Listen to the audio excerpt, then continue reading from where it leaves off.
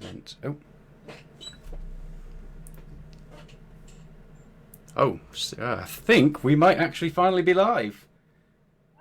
Oh, he says confidently. Oh, yes. Yes, we are. We are live. Yeah, We we're are live. live. Hello, everybody, and welcome to the Trisomy Clinic. So, wow, okay, that is good. Oof, quick recovery. Righty, so we are joined today by Dr. MacFadyen and Dr. Deborah Bruns. Kate Hart, our communications officer, is with us as well. And my name is Sean Dowdle, the operations manager for Soft UK. Although apparently today I cannot operate technology, which is quite interesting. So, thank you very much for joining us, everybody. We are going to be asking some questions that our audience has been asking throughout the day. And if you are watching us live as well, please be sure to pop your comments or questions into the comments section, have a chat amongst yourselves, and if you have any questions at all for our amazing guest speakers, then by all means, fire them across to us. So, I suppose, would we like to do a couple of quick introductions? Okay, I'll go first. So as Sean said, I'm Kate Hart. I'm the communications officer for Soft UK. Been on board with the team since August, so it's early days for me, but it's been fantastic to get involved and quite surreal as well to be part of a community which a year ago I was on the other side of. I was, part of I was part of a family accessing Soft's services, and now I'm on the back end. So, yeah, but lovely to be involved, and really hope that this weekend of content has been useful and enjoyable. So, yeah, thanks for joining us on today's live. Perfect. And as I said, I'm Sean. I am the operations manager for Soft UK. So I came on board with Soft after a diagnosis of trisomy in our second pregnancy back in 2019. Our little daughter Amelia has mosaicism, I suppose. It's the more rare thing that seems to pop up, and she's been born very healthy, seems perfectly fine at the moment. But it's something that drew my attention to the incredible work that Soft UK has been doing. And ultimately, from that point on, I knew I had to be on board. And when the option to kind of come on as their engagement officer back at the beginning of this year came up, it was just something I jumped at. So here I am, and here we are today. Brilliant. And Dr. MacFadyen, if you'd like to introduce yourself to our amazing audience. Yes, hello, and thank you for having me today. I'm delighted to be here. I'm a retired paediatrician, and I have to confess I have been with Soft for all the 30 years that we're now celebrating in various ways, and have known some amazing families over the time. And just watching the video today from your conference, I'm just thinking how much you as families can and have taught professionals. So I'm delighted to be here, and I can't promise to answer all the questions because I know there'll be difficult ones if I know families from Soft as before, but I'll do my best. And again, happy birthday. Well, thank you. And introducing as well Dr. Deborah Bruns. Hello. I first have to explain where I am. I'm coming to you first from the U.S. It is 9 a.m. here, so it's the time difference actually works really well for me right now. I am visiting with all of you from my son's room in a fraternity house at the University of Missouri in Columbia, Missouri. It is actually family weekend, which I thought was very apropos for Soft having their family conference.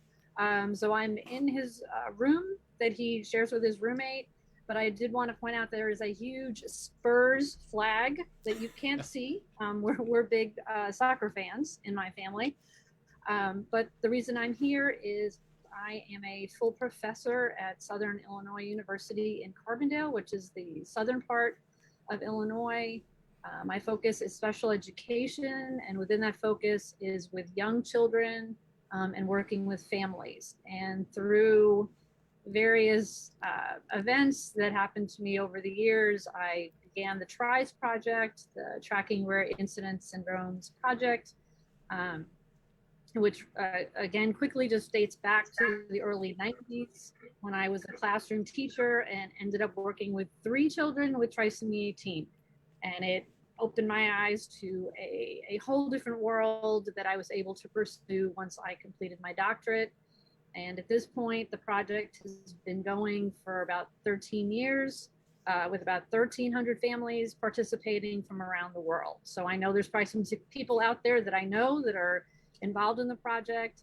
And I hope that I can answer questions and help in any way that I can.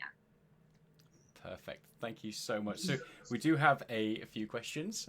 Some of them might be more challenging than others, but luckily none of them are trivia questions. So I guess if I'll kick off with the first one, then Kate can go with the next one after that. So the first question we've got, so what advice would you give to an expectant parent whose medical team are refusing any interventions for their child after birth based on an automatic assumption of palliative care for their baby's T13 or T18 parental diagnosis?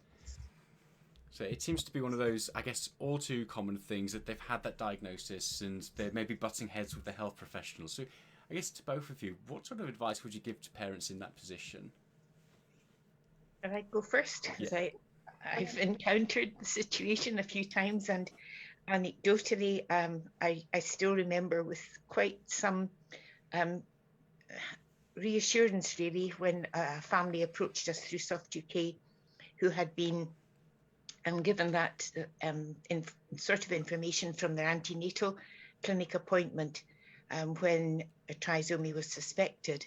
And what we did was to refer to Soft UK and to refer the professionals involved in the antenatal care to Soft UK, and to have a link. I think it's sometimes helpful for a professional to talk to another professional, because they're very often, if they haven't been experienced in looking after a family who've had a child with a trisomy, their expectation is what they've read in textbooks. And even in your video today, from families quoting that they were told this baby is incompatible with life.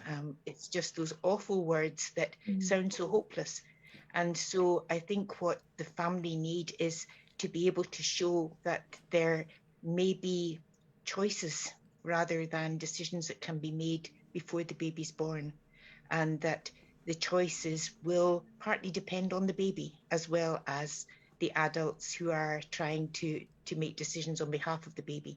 And certainly I learned over the years that many babies make the decisions for themselves, and between what the baby does and how the baby responds, and what one of the mums in the video was saying about the instinct when you know that the baby can't do any more, then it may be that the baby will not survive for a long time, but that doesn't mean that they shouldn't have those choices open to them.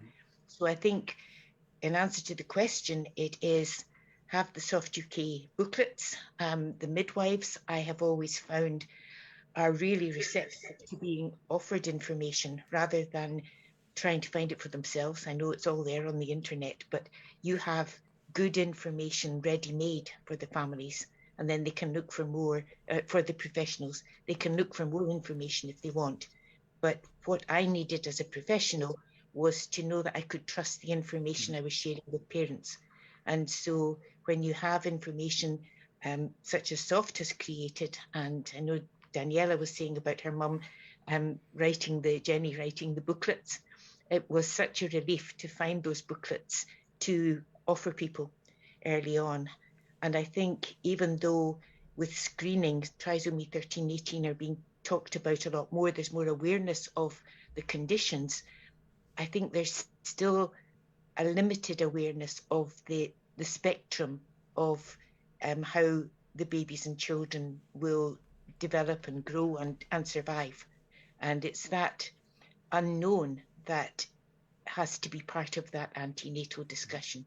It's not a decision that you can predict with certainty. There may be things that point towards a more likely outcome. For instance, if the baby is seen to have a severe congenital heart condition, then it may well be that that is not repairable after the baby's born. But how long that baby's heart will manage to stay alive, no one can predict.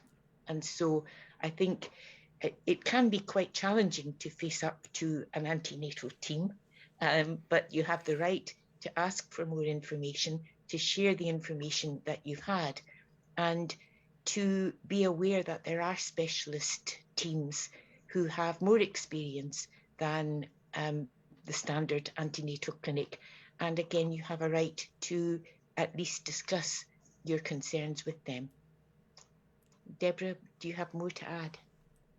Well, I guess my first answer is yes. Everything that you said in terms of being informed. I know the Soft USA, part of their push is they have a registry that they do through their website of what they call trisomy friendly hospitals and physicians. So oftentimes if people reach out to Soft USA or just even on the Facebook pages speaking to each other, the first question is, where are you located? And if someone is in a particular city in Texas that is not seen as trisomy friendly, even the teaching hospitals, then someone will pop up and say, oh, I live 2 hours south, and here are the services and interventions that my child received. At least call this doctor, which is the same thing that the doctor 2 hours away has at least worked with 1 or 2 children with a rare trisomy and has a basis, rather than reading the literature, which I feel that the literature is getting better in terms of giving the range of options, and the recommendation for communication comes up over and over and over again. If the medical professionals actually implement that, we know is a whole different question.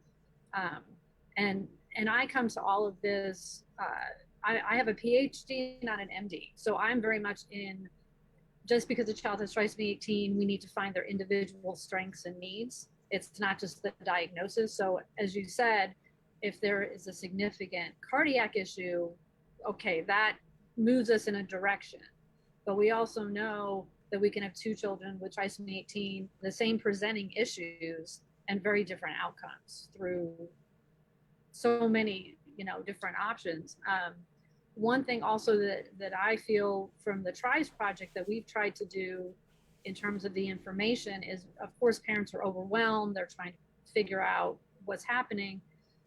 Is there's definitely the literature, there's the articles, but several years ago, I created these informational modules that are more kind of soundbite type of things with bulleted lists and many, many, many photographs of the children, because I think that's part of the providing hope, is to see an 8-year-old in a gait trainer and say, this is possible. It might not be your child, but this is possible. And please share this module with the team if they haven't seen a child with a trisomy with 18 or 13. And within those modules, there's also reference lists.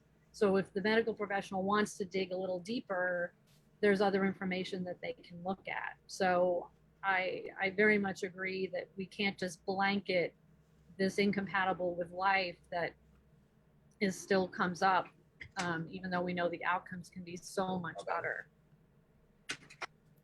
Yeah, absolutely. You touched on a really interesting point there about having a registry of medical professionals that are trisomy friendly. And that's actually, it's a question that we faced a few times, especially as of recently, where we might have a team of professionals in one part of the country or one healthcare system that aren't overly open to taking certain courses of action. And it's something that will probably maybe come to you to steal, to the way you've built it out, to maybe replicate that over in the UK as well. So yeah, that's really interesting. Perfect. Thank you very much. I think it's important, and SOFT has always been open to the right decision being different for different families. And I think that is important for the question that was asked. It isn't about the professional team knowing the right answer. It's the family knowing that there are choices, and the decision that they make has to be right for them. And it may be a different decision from another family. So having got the information, the decision that you make based on that information is your decision, and not the professionals, the options that are there.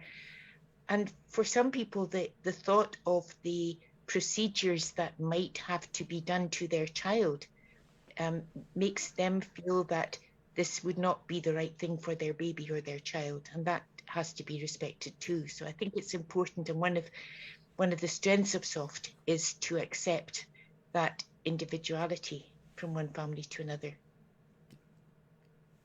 Perfect. Yeah, and we've got a few thumbs up as well in the comments about having a registry for trisomy friendly hospitals, so definitely seems like one that people are keen on. But yeah, such a powerful point there as well about everybody's journey is different and their choices are all going to be so different compared to another family and what they've gone through, and it is something that we really strive to support, the fact that ultimately once you've made your decision, and that decision is your own based on your own research and your own facts and your own circumstances, and that absolutely needs to be respected. Perfect. So I'll hand over to Kate for the next question. So this is just a question that I've got around the causes of trisomy 13 or 18. So we understand that it's something that happens, at conception, and it's been explained as a random event, and maybe it's just as a parent that I'm finding it really difficult to accept that it's just something that can't be controlled, or I understand age is a factor that could influence the outcomes or the cause of it. But my question is there ongoing research into the cause of trisomy 13 and 18, or is it something that's just not investigated further? It's been accepted and the book's closed on that subject. I'm not sure if it's something either of you would know about. I'm not familiar with anything on that end, and as you said, it's something that happens spontaneously. The things that could be looked at by a geneticist is like a translocation or something like that, that can be tested, and knowing if one or both parents have it, and then the likelihood of passing it on. But my understanding, especially for full mosaic, it happens. Yeah, I think in terms of research, there's always research going on. And I think the field of genetics is just moving ahead so fast that I can be pretty sure there will be research. I can't name names, but the way that clinical genetics works, and the understanding of how DNA functions is part of genetics. And it really is looking right back at the sort of basic biology of what happens to a chromosome. And when you said quite rightly, Kate, that age has some influence, we don't know what influence, but the implication is that biology works at its best within certain time frames, and it's not a fixed time frame, but the chance of biology misfunctioning may increase over time.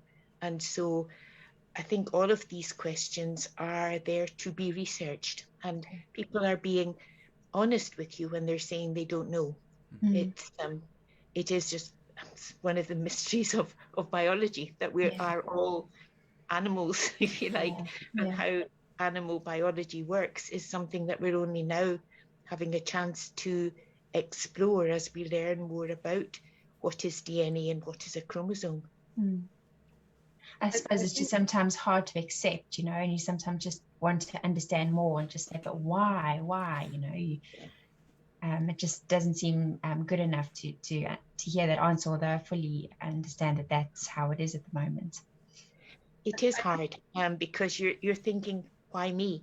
And it's the same, I suppose, if you think of things like the menopause. Some women will go into menopause in their early 40s and others the late 50s. That's not fair, but it's how it is. And that, again, it's a biological process that we still have a lot to learn about.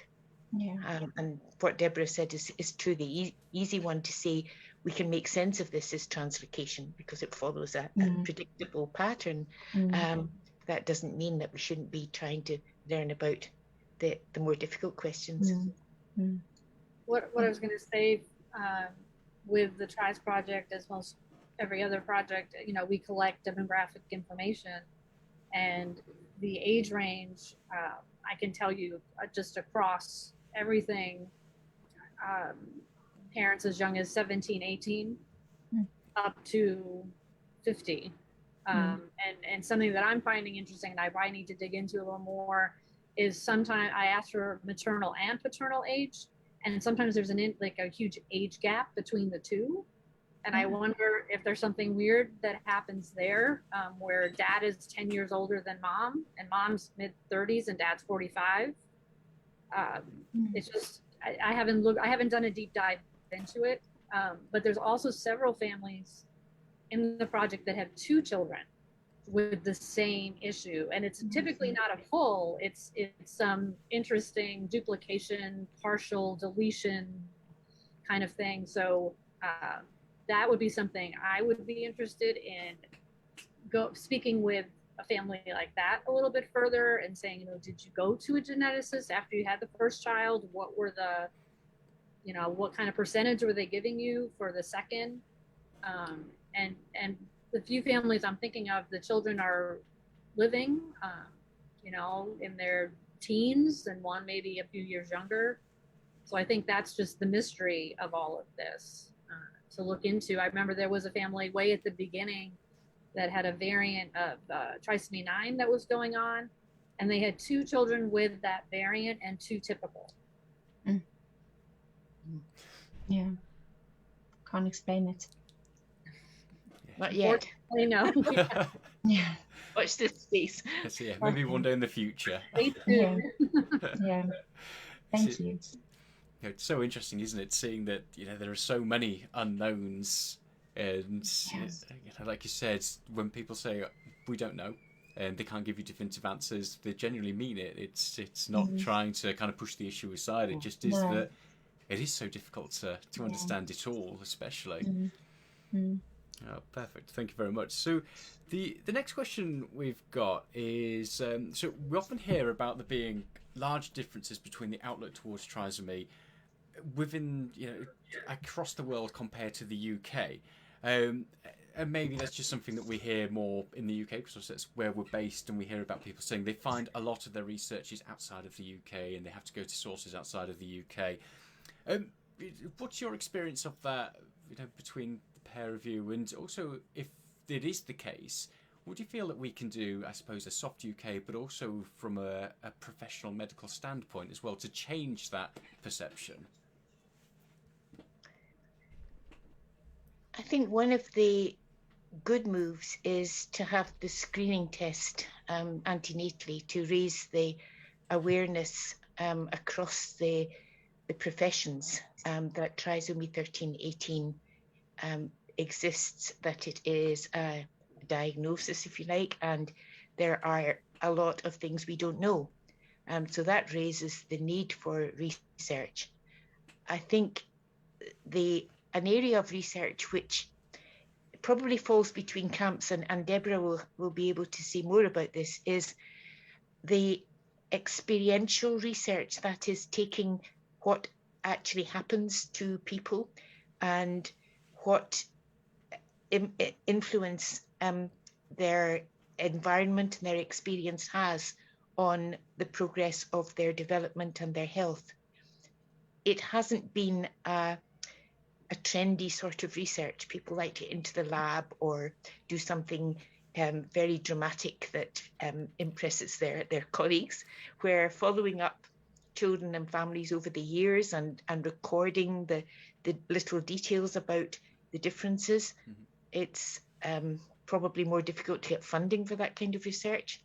And so what I would be saying is we need to be using each other and sharing information across the world. Now that we've got the internet and all the links that we can use, if there is something in another country, then we should try and benefit from that and not say, well, it only counts if we did it in the UK. We are a small island, and we've already learned so much from the US and from Japan, other Asian countries, that I think we need to be as non-insular as we can be and learn from each other, not just read the UK journals, but keep spreading the word, learning from each other, not making assumptions that because some of you may have heard of the research doctor in China who publicized his work with changing the genetics, doing this editing, and actually it was not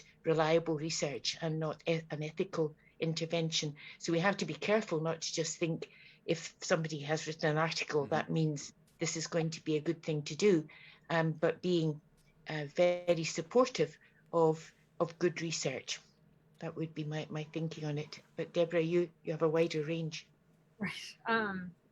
I guess what you said was a few different things. Something that I've been looking at is, again, my background isn't medical, but I've definitely learned, just as parents learn, all the medical pieces of it. And I know that in at least the past 3 to 5 years, there's been so much more positive outcomes that have been published from the US. Japan has there's so many studies coming out of Japan. There's a pocket in Brazil where they do a great deal of work.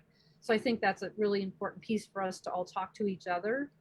And to your point of doing things longitudinally, that's what the TRIS project is about. That's the kind of the point of being able to see year to year, if a child is still living or, lived part of a second year, third year, what have you, to look at it over time. So one of the things that we've done is case studies.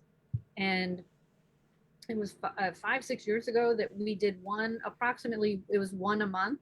And we have 12 case studies that started out on our website and trying to cover trisomy, 13, 18. We dipped into trisomy 9 as well. That's another interest of mine. But importantly, about 2-3 years ago, we updated 3 of them. And in the child with trisomy 13, for example, she's now 18, 19 years old. Wow. And again, it's one child. But if we can give someone hope and they can see the specialist that she goes to, and then the developmental piece for me is really important because that's my background. When I was in a classroom, it was with children with significant types of disabilities, but we worked with them in all developmental areas, and any progress, any little bit of progress, we celebrated, we documented. So I feel that I try to continue that with the project, and I have at my fingertips, if I had more time and staff, I could create so many case studies to send over and say here, or even pull some of the families from the UK and look at, and I don't know who's watching me, but Heidi, if you're watching me, Saskia, I want to write Saskia up for a case study, and be able to make it, or Lewis. I mean, there's so many kids there that I feel like maybe that's a very specific step, but a child that's been in my project for several years, or I could interview the parent and pull certain information and then kind of package that and say, here's examples of someone who had an ASD repaired and uses a gait trainer and, whatever else. I think that that's the important part, that we're so used to seeing the diagnosis and all the problems. I try to flip that and say, wow, look how social, this child is. And even though they don't have language, they can communicate to you by eye gaze, or they have there are so many, for example, augmentative communication systems. And I know a family here in Georgia, and their child has a variant of trisomy 18, but she is using a very sophisticated communication system. And no one thought she would, understand how to use it. It's with eye gaze, and it speaks for her, so she can make choices at mealtime. She can ask for a toy, and this child's 4 or 5 years old. So it's phenomenal what, some of the children can do when they're given the opportunity, and then given professionals that are willing. And again, from where I come from, it's her teacher that's trying new things, and her speech therapist is trying new things. They also have a very supportive medical team. But I think there's also that other piece of it, that if the child's stable enough, they get early intervention services when they're, an infant and a toddler. If they can go to preschool for any part of the day to get, the socialization and being around other people, I think those kind of things are key. And I know anecdotally, again, like Heidi and Saskia, if the child's stable, they go where mom goes. And they travel and they go to concerts and they, go to Big Brother soccer game and things like that. And I don't think we see that enough, because everyone wants to fix the PDA and fix the, reflux, which is important. But I've seen so many of the children, they're just out in the world. And that's where you change things. When someone comes over and goes, oh, what, may I ask? And, oh, my child has trisomy 18. And the parent educates the whole soccer team, about their child and that type of thing. That very much ties in with what we've been trying to do with the network that I talked about, the children with exceptional healthcare needs, because I think we realize that our parents, our families are experts in their individual child or young person, and being able to share that expertise in a way that is not threatening to either the parent or the professional, that we don't overwhelm the parents by making them feel that everything's up to them, but on the other hand, that the professionals are humble enough to see that they are not as expert in some areas. And one which, taking up your point, Deborah, about use of communication aids, I always was working as a general pediatrician in hospital, and I know that none of my colleagues would know how to use a communication aid. Right. And so we needed somebody to tell us how this child was communicating so that we could communicate back. And I think these sort of practical gaps are where we need to help each other, because we, particularly if it's an acute illness situation, there isn't time to know everything. But if we can get just enough basic steps that we can make things better for the child and the family, then it's going to be worth doing. And I've certainly learned already since I moved to working with the network, what we miss by not knowing what educational staff do, that we know that teachers teach, but actually what you were describing, Deborah, about the way to make this child's life better needs to be known by all the people involved with the child's care.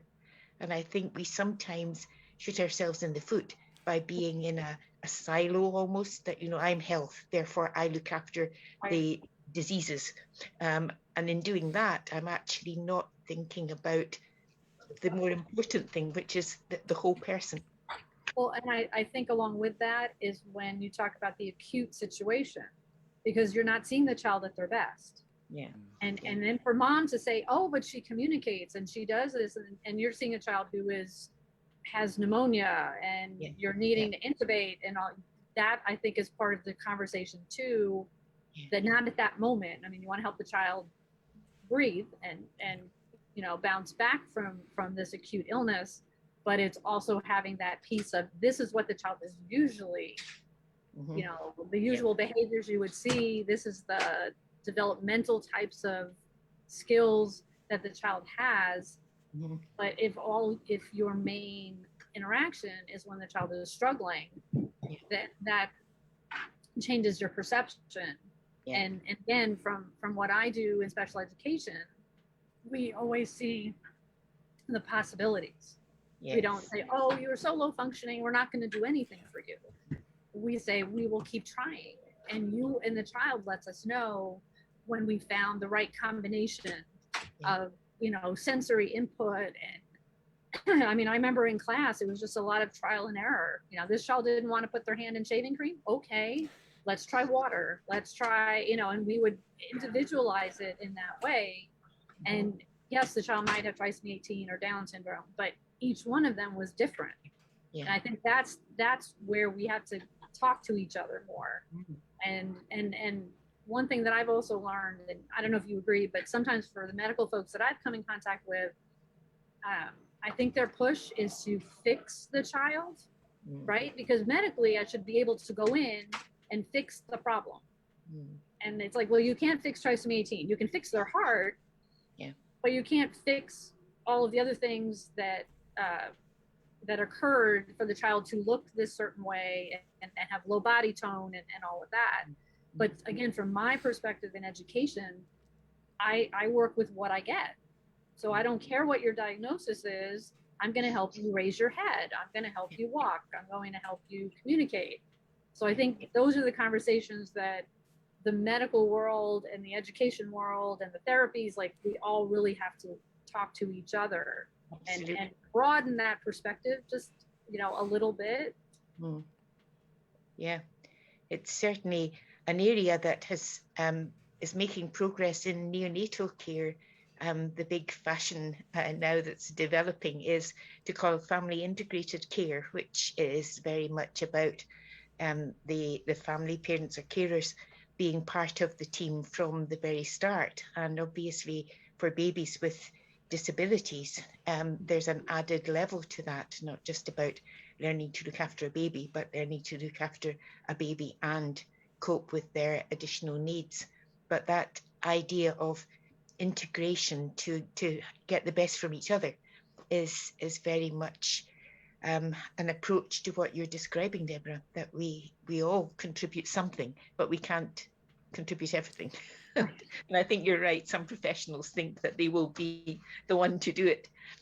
But we're all different. We're whether you have trisomy or not, you're never. Yeah, absolutely. So some fantastic answers there. And I think it's really important as well from, I suppose, our perspective from Soft UK is just sharing your story and, being involved in projects like the TRIS project. And if you're not already involved, then, get involved because, it might seem like a bit of a plug there, but actually it all helps to further that cause because the more research there is and the more that we can look and say, hey, doctor, I have this study actually. So what you're telling us here doesn't necessarily marry up with that long-term lived experience. So, have a look at this instead for us. So, that power of sharing your story is so absolutely incredible. And it's interesting as well seeing the mind shifts in the UK as well. So we do talk, obviously, and we compare it to places like the US and say, well, actually, it's not quite as supportive. But actually, even in my brief time with Soft UK, seeing those shifts because the NHS are seeing more and more stories and they're hearing more and more evidence of the fact that this can be a lived condition, and they are so open to this and receptive to it as well. So again, that power of sharing a story and telling a story and making it known is making a difference. It might be small and it might be little baby steps, but it really truly does have a massive impact. So it just to throw my piece there. That in a large way, when I started working on the case studies for TRIS, it came from our Soft USA newsletters because they would do these in-depth, wonderful, they didn't call it case studies, but, just families sharing and milestones in the child's development and things like that. And it was something that newer parents to Soft USA really enjoyed looking at, or even if a child had just passed, kind of a retrospective on their life. That type of thing that I think really makes a difference for connecting in that way and should be, like I said, I wish I had, if and when I have more time, because putting a case study together isn't only for me to look at the completed surveys, it's reaching out to the parent for any additional updates. So it's fairly labor intensive, but it's also, parents are always really tickled when I reach out to them and say, hey, I want to do a case study on your child. And I want to highlight this particular, like a child that had a trach for many years, but was decannulated, and to go through that whole process. Just for other parents to see that, yes, right now your child needs this, because usually they're very concerned about a trach and, but the benefits of having it and not having to go to the hospital as often and taking care of things, kind of triaging things at home. But then I was able to highlight with this one particular case study, a child that had a trach for at least 4 or 5 years. And then she was ready to be decannulated. And mom, of course, was very nervous. And, oh, my goodness, is this going to work? But, knock wood, she's doing great. And the team was really, everyone was in step with each other. They didn't rush this. It was a conversation. They were waiting for the child to reach, a few benchmarks, and then they were able to proceed. And again, that was one of the reasons I pulled that particular family, to be able to showcase that. And the other thing I was going to say with making it real is I had several years that I was presenting at nursing conferences and geneticists and things like that. And that's where I really started using photographs, like lots and lots of photographs and everything, like a little bit of like text and then a big photo. And I can't tell you how many people would walk over and recognize that it was Trisomy 18 or 13, but say, how old is that child? Oh, she's 7. And they'd be like, what? Oh, and that one over there is 5, you know, and where are you from? Oh, that child lives in your state. And that was like, you could literally see, boom, like their whole perception was different. I was also at one international early intervention conference, like a birth to 3 conference. And I had a poster up there and there were people who didn't speak English there, but they were pointing at pictures on my poster, like, wait, like you could see that they had someone on their caseload in wherever it was. And we communicated just by looking at the pictures and saying, Trisomy 18, yes, yes. So I think that is a huge part of it in any way that I can do it, Soft USA can do it, Soft UK can do it. That's really how we have to bombard people. And within the context of not all outcomes are like this. I mean, there are plenty of families that I follow, like on the Soft pages, where they're pregnant and everybody's jumping in and helping them, and then the baby's still born, or you know, only, even with interventions, only lives a few days, or does make it home but then has to go right back to the hospital. So I don't want it to just be, you know, all positive outcomes, but to be able to share these things, to be able, you know, to see a child in hippotherapy on the back of a horse, and what that works to help their core and all those kinds of things. I think what you're emphasizing is that because trisomy 13 and 18 have been known about as complex syndromes, there's a tendency for some professionals to have a preconceived idea of what that's going to mean for this individual child. And if you think of a child who doesn't have that diagnosis but has developmental delay, their expectations are not so fixed, and so it's almost less likely that people will put assumptions on them. They'll wait to see how the child develops, where that hasn't always been the case for babies and children with trisomy. And really what you're describing, Deborah, is taking that stand back and let the individual child show what they can do and what they can tolerate. And we could see that with Isabel in the video. And one of the things which we're trying to publicize for children, all the children with complex disabilities, is to think about having a passport for them when they go into a new situation. PAMIS, which is a profound and multiple disability charity, has developed a digital passport, which is primarily all about me for the child. But what I'm trying to do is to put in a health bit in there, so that if they encounter a health professional, they have a little bit more of what I'm like when I'm well, as well as what I need for my special health needs, tracheostomy or whatever it is, to try and get that communication in a more effective way. Because I found that not only children with trisomy, but anyone with a communication difficulty is facing a real challenge when they come into an acute service where everything is action stations, and the time that you need to communicate in an alternative way is sometimes just not allowed for. So I think we have to focus on that, and go back to Kate's question about research. These are areas that can be being researched, whatever the underlying condition, to make the care more effective and better. And the biggest challenge we're facing now is the unpreparedness of adult services for some of these young people getting into the time for transition. And that is huge. Yeah, I was just going to mention, and I know in the US, there's kind of with the families that I've known for many years, there's like groups of children. So there's a group now that are all right around their 10th birthday. There's a group now they're right around, let's say 15, 16. And then we also have the group, again, like Saskia and her buddies, because there's a few of them. just in speaking with parents to say, well, now if there's an acute issue, the pediatric side of the hospital will not accept them. But they can't go to the adult side because they don't let me stay for 24/7 with my child who can't communicate. And so there's conversations happening with a few families here, which again, they can't change the whole system right away. Why not? But they start having conversations about, well, what is your workaround when your child is admitted? How do you get to stay 24/7? Do you just find the charge nurse and explain what's happening and get their approval? So I think we found a way around it by using what they've been beginning to do for the elderly with dementia, where they allow the carer to stay with the person. And so we just turned that on its head and said, well, why should it only be dementia? Why can't we have it for young adults who have communication problems? And so far, they haven't been able to stop us. Okay.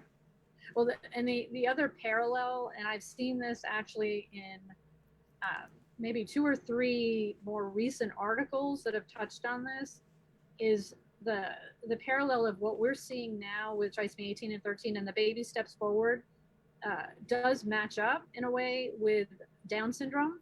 When Down syndrome was first being talked about, like 50, 60 years ago, and they were like incompatible with life, no cardiac intervention, why bother?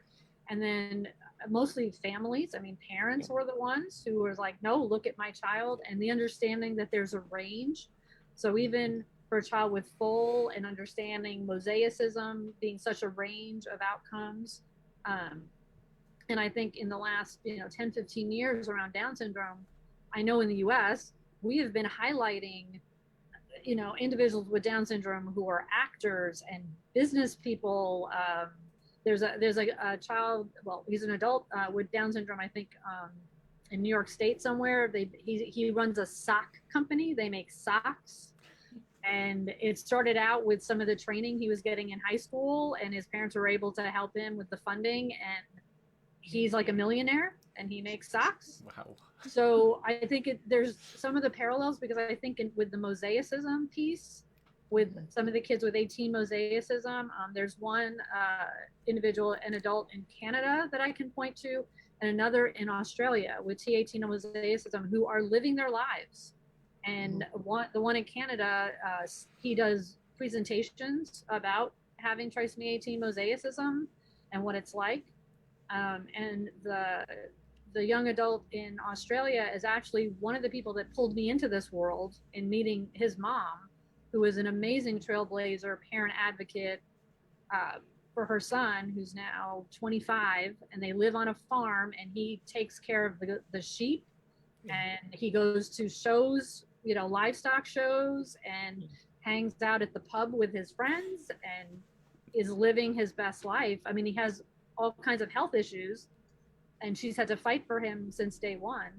But I feel like we need to go in that direction of really highlighting.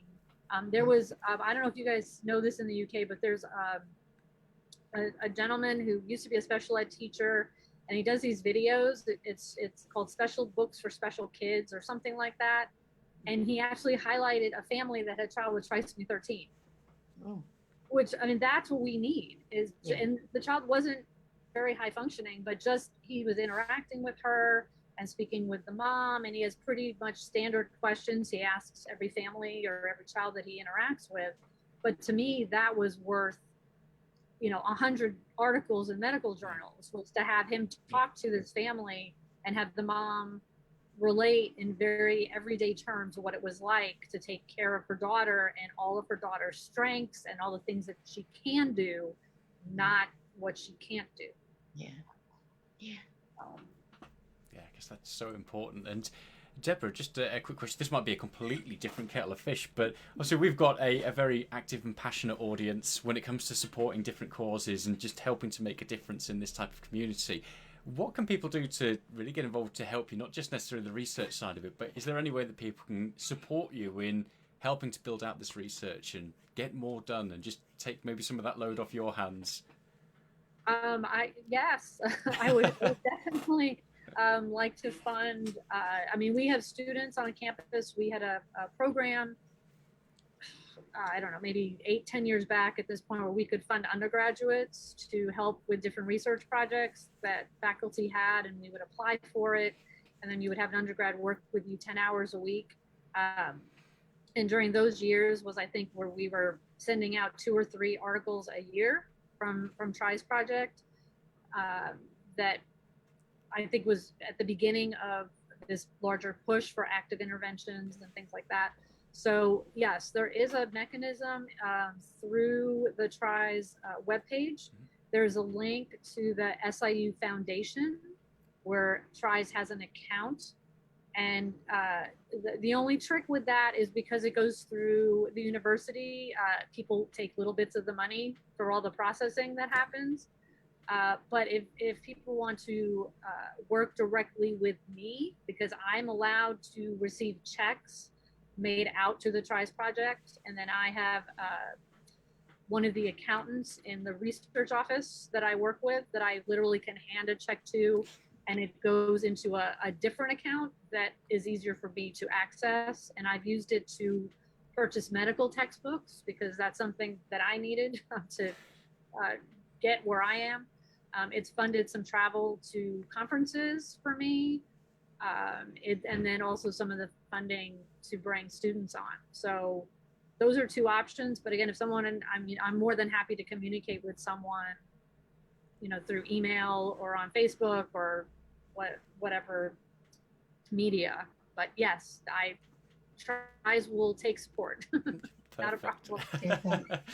Yeah, Dr. Bruns, I heard you saying that you like using photographs in your articles and things. I mean, my daughter only lived till she was 2 months, but I'd love you to feature some pictures of her. She's a beautiful little girl. So even just a small way of helping, but yeah, I'll get in touch about that. Yeah, there's basically all that has to be done for that is typically it's families that are already in the project, and there is a photo release form that I have, just so it's documented. Of course, yeah. Once you return that form, you can send me photos. Sometimes families just say, go on Facebook and find photos and download them. Yeah. Sometimes a child has their own website and I can grab things from there. But any presentation I do has photos. I've been very fortunate in many of the articles. They've waived some of the fees for putting photographs in. I've been really, really, really fortunate with that. There's a TRI's brochure that I update every so often, but since we don't really use paper that much anymore, I have it available as a PDF that a parent can take and hand to their doctor. If you look on the TRI's project homepage, there's always 2 children highlighted. So there's photos there, which right now I do need to swap them out. So I'd be more than happy to feature her. Cool. So yeah, we can talk. Lovely. Yeah, thank you. Into the form. More than happy to do that. Brilliant. Lovely. And I guess the same question as well for Una. Is there any way that our audience can support you and the work that you're doing? Yes. Let me know what things are your priorities, I guess, and what things work and don't work in relation to having a very special child. I think that the health professionals and trainees are desperate to do the right thing, but they won't have the experience. A lot of the situations that they're facing for the first time. And the more that we can say, parents have told us that this helped, or parents told us that this is where I started from, that incompatible with life was just the phrase that Ian Young, the geneticist, said parents were facing, and how the parents told us that made them feel. And it's on the video that you've already shown, that those words were so much the wrong words to use when a situation was the same situation. Why use the words that make it worse? And I think the other quote that another of your mums was saying, when she felt that joy of having delivered a child, and then she had the news that she talked about, we've got some concerns, and how the concerns are communicated. I think the more that we know, if there is a way to give the information in the least painful way and to recognize individual parents' needs in terms of how information is given. This is something I'm interested in, how we communicate with each other, that there isn't a single right way. And I've been trying to introduce the idea for the medical students that you need to be thinking about not just going by a rule book. So these kind of things coming from parents and families are great. Knowing if this idea about the passport would be helpful. I want to pilot things so people are willing to be pilot users of things that we develop. We're currently looking on the network at what are called care pathways, and that's trying to see what health professionals should remember to have achieved at different stages of a child's life. And rather than putting it into what was the previous care pathway was discharge from hospital and community-based care, we've actually made it into age groups so that it's baby and preschool, and then school, primary school, secondary school transition, to try and emphasize that we're looking after a person and not a diagnosis. So really, I would say, yes, tell me what you think are your priorities. If you live in Scotland, we're we're calling experts by experience, and that's basically family members who have a family member who has exceptional healthcare needs. And we're asking for that because we can't be those people. We cannot be experts in being the family of a child unless we have a child like that ourselves. And so just be willing to share and help us learn. I think I guess related but not the same incompatible with life thing, when I was teaching and I had the 3 little girls with Trisomy 18, it was when the internet was just starting. So let's say 91, 92, around there. And I remember wanting to learn more about how to work, and get some ideas of how to work with them, the, medical issues. I mean, I had social histories, but it didn't give me very much information. And I just remember going online at the very beginning of the internet, and I would type it in, and all I saw were autopsy photos. Yeah. That was it. And then I go the next day into my classroom, and I have these 3 little people in front of me who all look the same, right? They all had the phenotype, but very different personalities, different respiratory needs. And I kept thinking, okay, think of Down syndrome. I've worked with dozens of kids with Down syndrome who have different needs. The stereotypic Down syndrome, oh, they want to hug you. And I'm like, no, I have been slapped and kicked and bitten by people with Down syndrome. So don't even try that. Yes. And that was my thought. That was how I was approaching these 3 little girls. Yeah. Like, okay, I know you come down to school on oxygen, you're having a tough day, whatever. And they didn't even give them gastrostomy tubes. They didn't want to do anything invasive. So they all had NG tubes, which was awful because one of them kept pulling it out and handing it to me. And I was like, now they have to put it back in. What are you doing? And like, you turned your back on her and she'd pull it out and hand it to you. So that's my frame of reference. That's communication. Yeah. So when I kept seeing, autopsy photos, incompatible with life, no intervention, I was like, I have these 3 kids etched into my head. And then when I started meeting other families way back over email, before we had Facebook, before we had blogs and all of that, and hearing the same issues. They won't provide this intervention, schools, no one's talking about sending my kid to school, and that's what got the project started in my head, to be able to gather all of this information, analyze it, and then put it back out in the world, to say these children can do things, and each of them writes their own story. But we need people supporting them and supporting families. Something I know, and I'm sure some of the people involved here is the siblings. I have met the most amazing siblings who are now special ed teachers and nurses and are there if anything, mom's at the hospital with the child with trisomy 18 and they jump in and help with the siblings. And I mean, just that's what people don't talk enough about. Yeah. Not, oh, it's a burden. No, it's not a burden. Sometimes it's rough. And even if you have multiple typical kids, one gets more attention. I have 2 typical kids. I know what back and forth they fought about when they were younger to get my attention.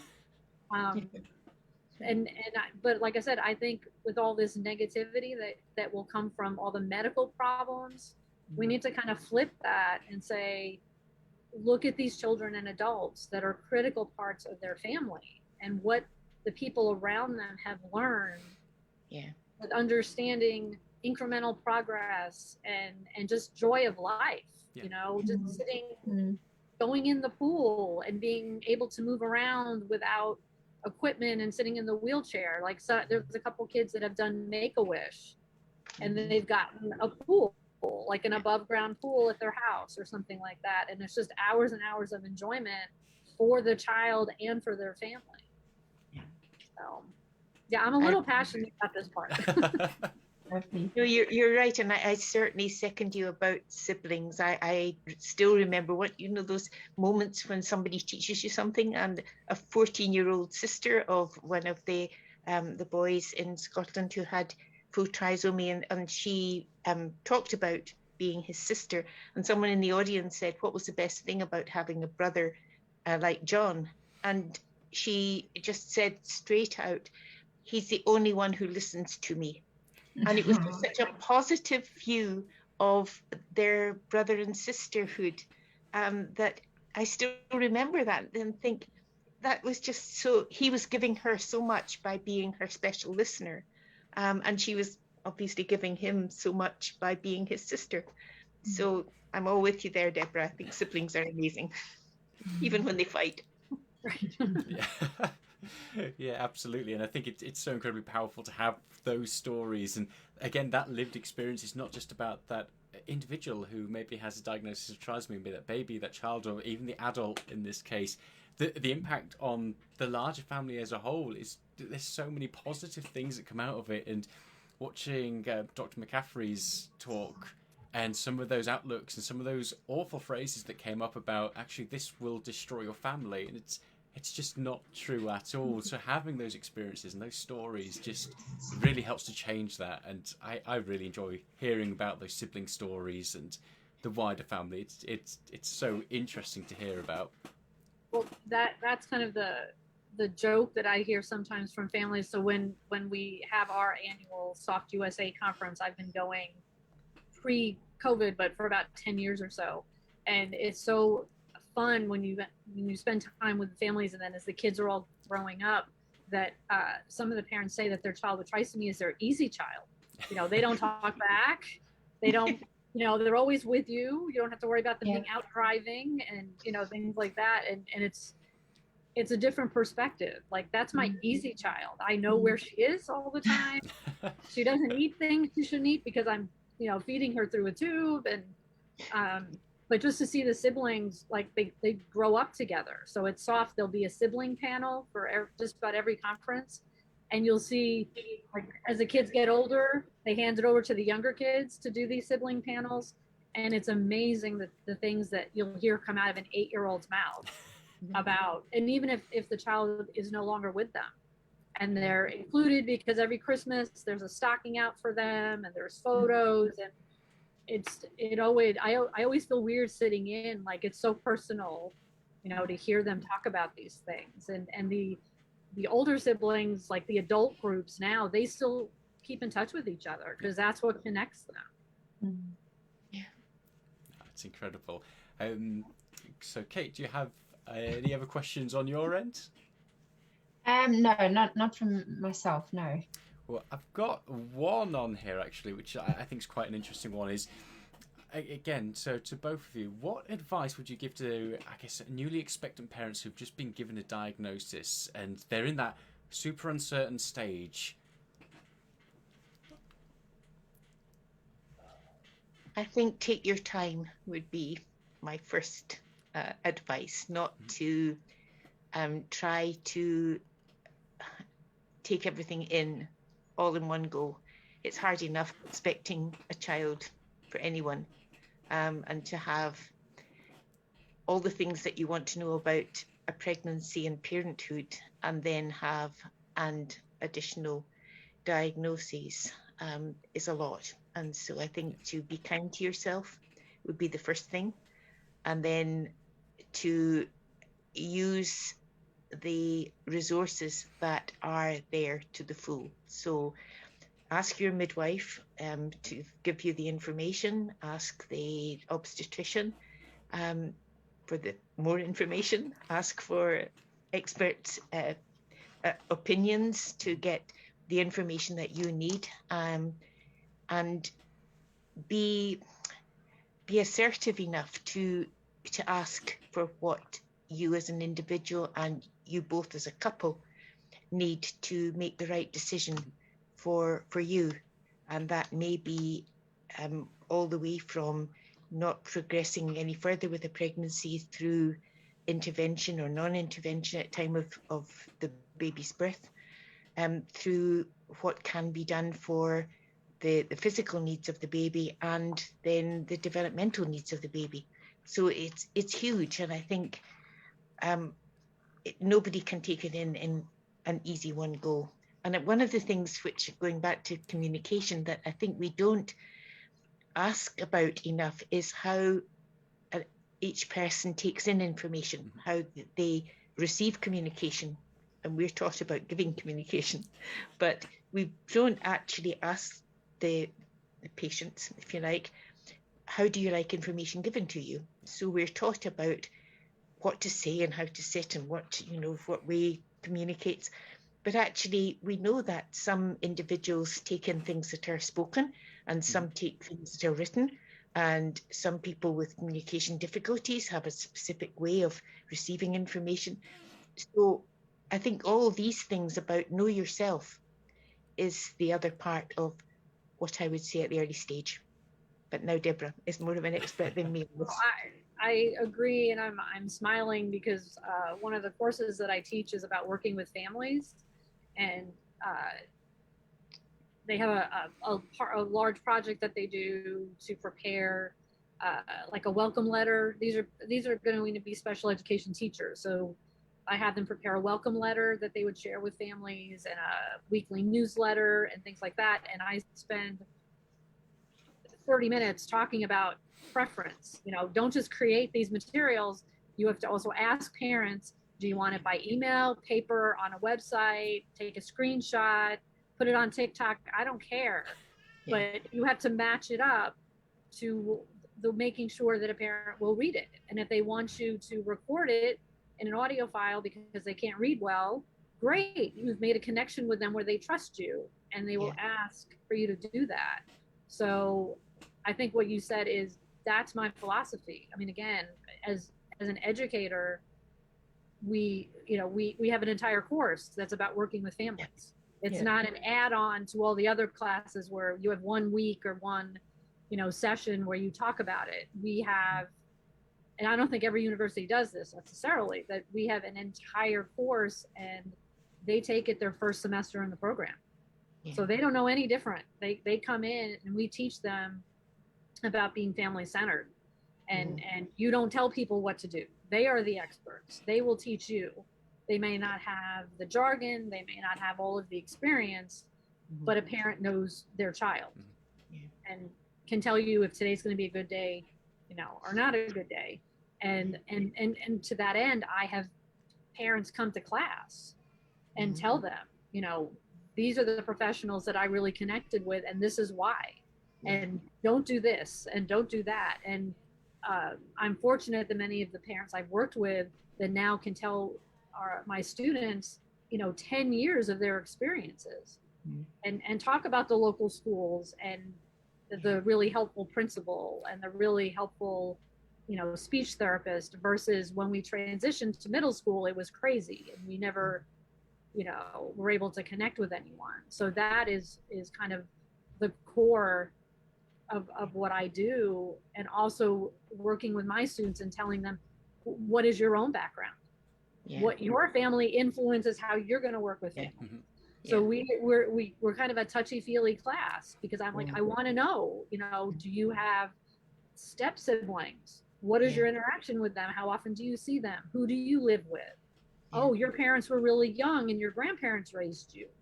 That's important, because you're going to have children that come in that same scenario. So that is definitely kind of in things that I do. And the other piece I was going to say for a prenatal diagnosis is, I think from just all the literature that I've read, that can be great or it can be awful, because that's when you get the incompatible with life, you should terminate, or let's plan. We have enough time now, instead of the surprise postnatal diagnosis. But the other thing too, and something that I'm involved with that maybe folks out there are familiar with, is the International Trisomy Alliance. And that there's 4 of us that make up that group. So Jenny Robbins, yay.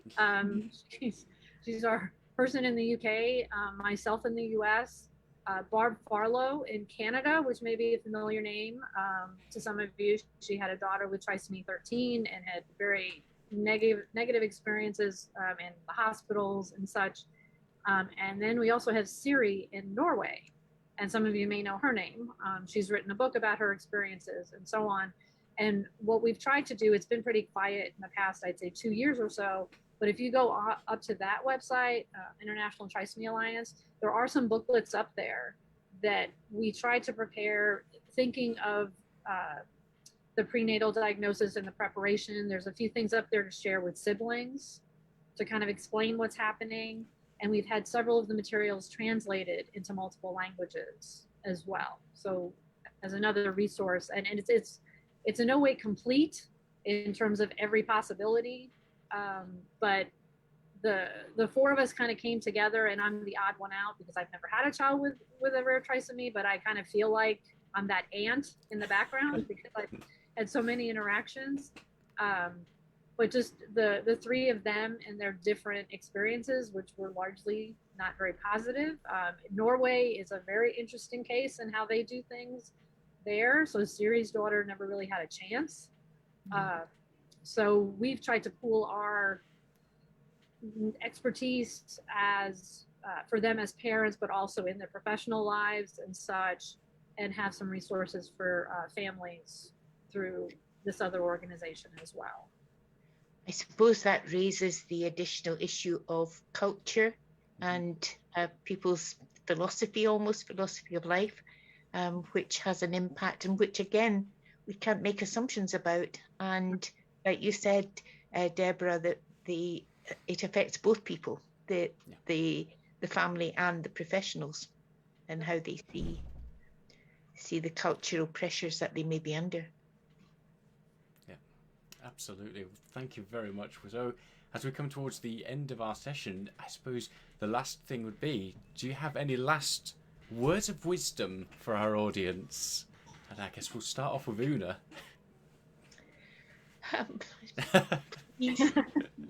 Teach the professionals all you know. They need your help. That's my wisdom of the day. The older I get, the more I think we depend on parents and children to teach us. Perfect. And Deborah? I guess I would say along the same lines. I mean, I think back to my first experiences, with my students, and then on the listserv, and again, Heidi was on that listserv way back when, and Demi in Scotland was on that listserv, and just I've always it's just amazing to me to be welcomed into this world, and I feel like because I've received such a positive response from everyone, that's what keeps me going forward, and having like Kate, you reached out to me because I get emails and things seemingly randomly from people that find their way somehow to the project, and that I can help in some small way. I mean, I can't fix things. But when someone reaches out and says, tell me about outcomes, this is what I've been told, I hope that in some small way, and it's not me, it's all of you, it's all of the parents and families that are part of the project that give me, you know, the data to be able to publish and do the case studies and the modules. It's I want it to be seen as a reciprocal type of thing. So there have been several publications through TRIS Project that came out of a parent's question. You know, one about reflux, one about dental care, like seemingly odd pieces, but something important right at that time for that parent and child. And I said, oh, I think there's some items on the survey. Let me go look. And the way, since the survey, the baseline survey is so huge and expansive, there's a little bit of everything in there. So I can draw things out about dental care, for example. And I remember pulling that data out and seeing some interesting trends that were coming up across 18 and 13, and then trying to write it up. And I never knew, I don't know the journals in dental care, like that's not my area. But I fell into a journal that is just about special populations. And I reached out to the editor and I said, hey, here's some data I have. And I sent him a brief, you know, a little abstract about it. And he was like, yes, please. So at least he heard of it. I assumed he heard of Trisomy 18 or 13, or maybe he just had space in the next issue. But he was just like, yes, do you have it ready? I said, you know, hold on, I'm almost there. And I got it ready and it was reviewed and it was published. So, and I thank all the parents that answered those questions, that we could see that there were issues with plaque buildup in children that were fed by G-tube, and you know, those, which makes intuitive sense, but I could put it in black and white and say 25, you know, children had this issue, and they were all, this was their age range, and internationally, because it wasn't just children in the US. So, you know, again, I guess my words are, there's still so much more to learn, and it's been the children and their families that have been leading me. One other example that I can give, and we love that, the Soft USA, we love doing this, is we have medical clinics, like for a morning or afternoon during the conference. So whatever city we're in for the conference, we partner with like the local teaching hospital, and the kids come in for clinics. So the orthopedist will see them, the pulmonologist will see them, like parents sign up. And I always tag along with the family just to see, you know, the interactions. And the outcome of the day is all of those doctors and residents and nurses and everything, they learn. The parents don't come away with a lot of information typically, because they go, how old is your child? Oh yeah, she's 10 with trisomy 18, and I want to ask you about scoliosis. And they're like, I don't know. What does your doctor do at home? And they're like, well, we use a brace, and they're talking about surgery. So the doctors don't necessarily give the families a lot of information, but we can walk out of that hospital raising awareness. And people I know are talking about it after we walk out and say, did you see that kid who's 10 years old with trisomy 18 and she's walking? You know? So that's really, again, my frame of reference. It's just, you know, to families, keep doing what you're doing, ask questions. You are definitely the expert of your child. I mean, I can't tell you how many parents come at me with all of this medical. Like I just had a mom in Nashville, Tennessee. We were on a Zoom call chatting, and her daughter has this unique respiratory situation, and she's telling me about it. I was like, I don't know what you're talking about. Back up. I understand this and this and that. Well, her pulmonologist, and I'm like, I don't follow all of that, but I take your word for it. But it's this new treatment that her daughter's receiving, that the team at Vanderbilt University, which is a big, important place here, agreed to. So she's the first child with trisomy 18 in Tennessee who's receiving this particular treatment. And my answer was, let's write a case study. If your pulmonologist would agree, let's write this up and get it out there. So that's really why I do what I do in terms of increasing awareness, new interventions, you know, that are out there. Again, it might not be the most appropriate for your particular child, but to know it's an option. because the more informed a parent is and a medical provider is, the better decisions we can make.